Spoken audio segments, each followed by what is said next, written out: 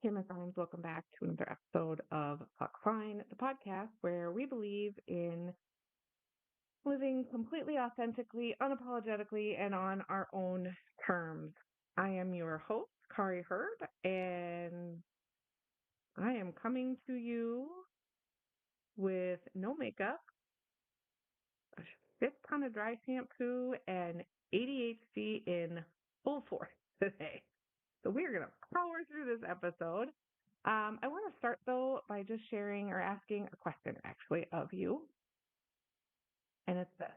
How often do you say, I'm fine, and really mean it? Really mean it. And maybe you can answer that right away. Maybe you can't, but just kind of let that stew in your brain a little bit.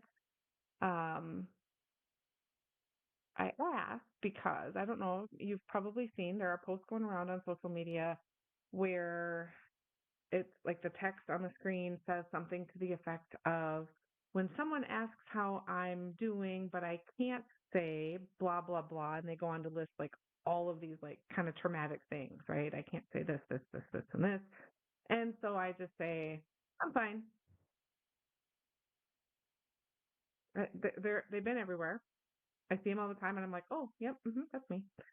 You guys, they're not, it's not just a cute caption. Like it is, but it's also code for my reality is too big or too difficult for someone else to understand. So I'm going to minimize it to keep them comfortable,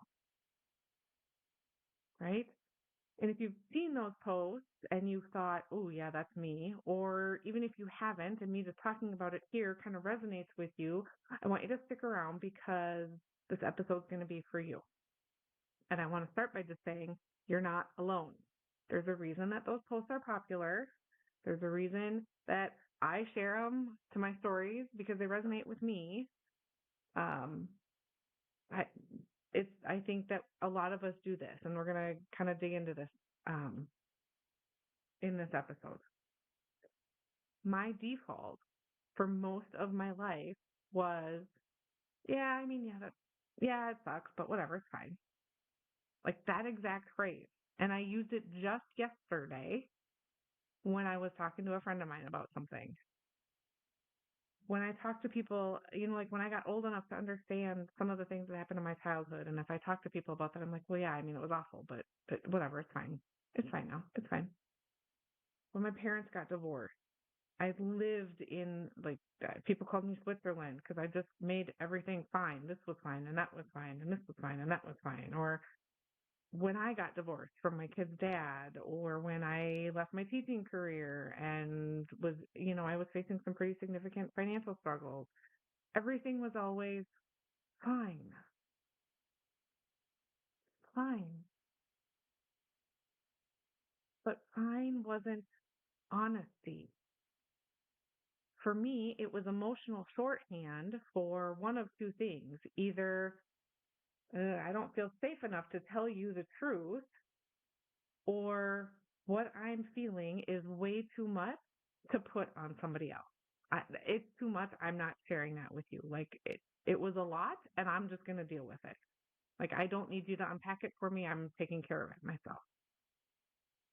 And so I'm going to invite you, again, just letting this kind of stew in the back of your brain, or when the episode's done, go hit the journal. You know I was going to talk about journaling, right? Go hit the journal. But I want you to ask yourself, what does your fine actually mean? What does it actually mean?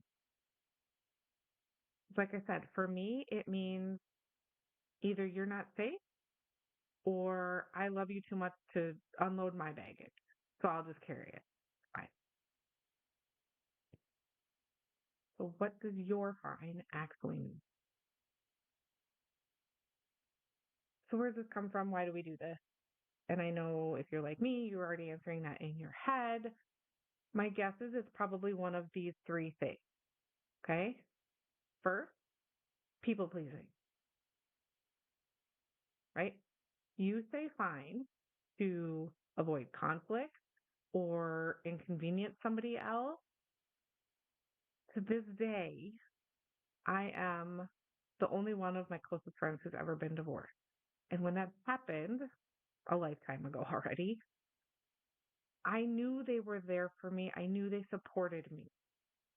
And I knew they loved me. But I also didn't think any of them would understand because they hadn't gone through it. And it was a really heavy thing that I didn't want to burden them with.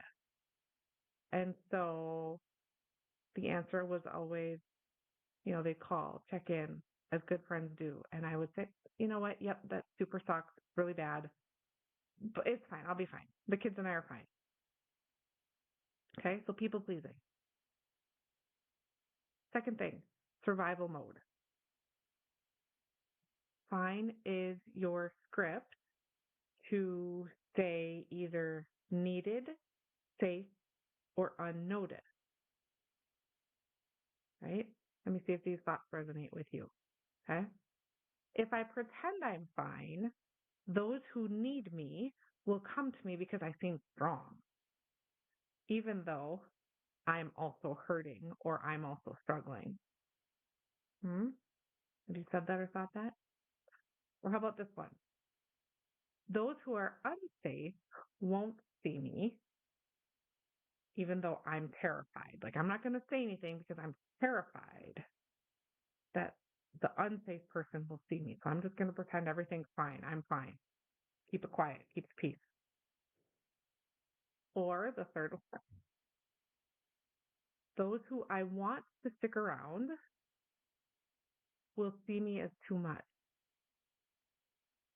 So I'm going to keep myself palatable, even though I'm struggling or need more from them. How many of those have you said or thought? Because if you have, that's survival mode. It's a self-preservation, right? I'm going to be fine because I don't want to draw attention to myself and create, something unsafe. The third way we do this is through, or the third reason I should say, is because of generational patterns, right? Maybe you watched women in your family survive and fine. I watched women in my life, particularly my two closest grandmothers, the two that I was closest to, carry a lot and call it peace, right? Again, kind of that peacekeeping. We're going to keep the peace and people please. And so subconsciously, through that, we learn that silence is strength, right? Like I used to see my grandmother as somebody who, both of them really, well, two of them. I have lots because of steps and halves and divorces and things. But the two that I was closest to, I used to just think were so strong. And in many ways, I still do. But I realized that a lot of that was just them keeping quiet. And I would be curious to go have this conversation with them now and see what they said. So we learn that, like I said, very subconsciously. We don't, through that, then learn how to choose ourselves. So, my friend, maybe for you, it's not divorce, it's not childhood trauma. Maybe it's burnout or grief or feeling stuck in a life that maybe looks good on paper but somehow feels hollow. Like it could be any number of things. Whatever it is that you're covering with fine, that's not failure, right? If you're feeling burnout, you didn't fail. If you don't love your life, even though it looks good on paper, that's not failure. You're just trying to survive. Covering it up is survival. And I completely understand where that comes from. But you, my friend, look at me. You deserve more than just surviving. You deserve to thrive. If fine is keeping you from acknowledging and honoring, yes, I said honoring your pain, it is also keeping you from your healing and your magic. I'm going to say that again. If fine is keeping you from acknowledging and honoring your pain, it's also keeping you from healing and magic, your healing and your magic.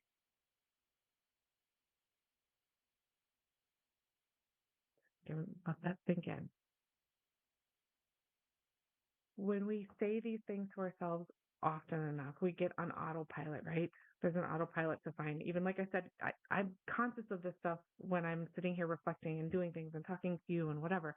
Yesterday, just yesterday in a conversation, my friend was acknowledging my past pain. She was holding space for my past pain, and I blew it off as fine. She was giving me space by her body language and what she was saying. She was giving me space. And my autopilot lizard brain said, yeah, I mean, it was all really hard, but it's fine. And I look at it now and I'm like, what? That was an opportunity for me to share and open up. We do it so often that it becomes autopilot and we stop even realizing it, almost like even in those, like yesterday was a very calm, peaceful, quiet moment. And it just skimmed right by. But even in those moments when your voice is shaky, your energy is low, your gut is screaming, no, like don't, like no, we default to, yeah, but it's fine. Like I still catch myself at work, somebody will come up and like maybe I'm angry about something or somebody's asking me to do something again or more or whatever. And I, again, voice is shaking, I'm shaking, my body is like my face is hot and I'm angry. I'll be like, it's fine, I'll just take care of it. It's fine. Never, whatever, it's fine. Yep, this is a dumpster fire, but it's fine. I'll fix it. I still do it. I did it, like I said, I did it yesterday. It's that autopilot because we've just done it so much it becomes subconscious. I know for me, my fine when it comes out is to protect me from being vulnerable and from being seen as needy. That's big. It's disrupting for me this illusion of control, right? But in those moments, it cost me not only my peace, but it cost me my confidence and my personal power. So I'm working really hard. And let me tell you, this has been a life that, like, this is every day. This is a struggle and a lesson and a like conscious effort to do this. But now, when I catch myself saying fine, I ask myself, what am I actually trying to avoid? Because it's usually something, right? I'm avoiding some kind of danger. I'm avoiding people pleasing, whatever, not avoiding people, but I'm avoiding angering somebody. I'm avoiding upsetting somebody. I'm avoiding being too much. What am I trying to avoid in this moment? Hmm?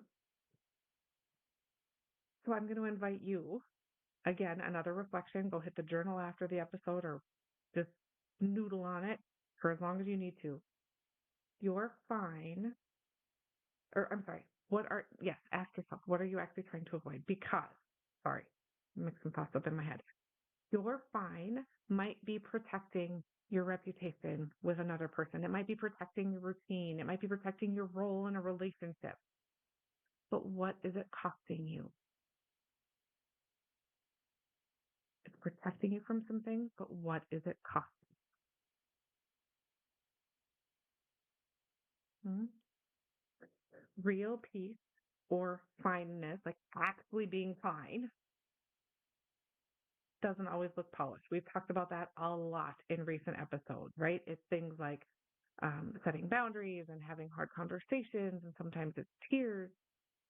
But it can also look like all those beautiful things like quiet and rest and stronger relationships and greater personal empowerment and joy, right? Like I said, this is a lesson I'm still working on. It's definitely been the hardest one for me, but in most of the moments that I've mustered the courage to not be fine and state what I need, things usually work themselves out better than I anticipated because as you probably know, the story in your head, the one that's spinning in your head, is always way worse than the reality of the situation. And people show up in the most beautifully unexpected ways. Okay?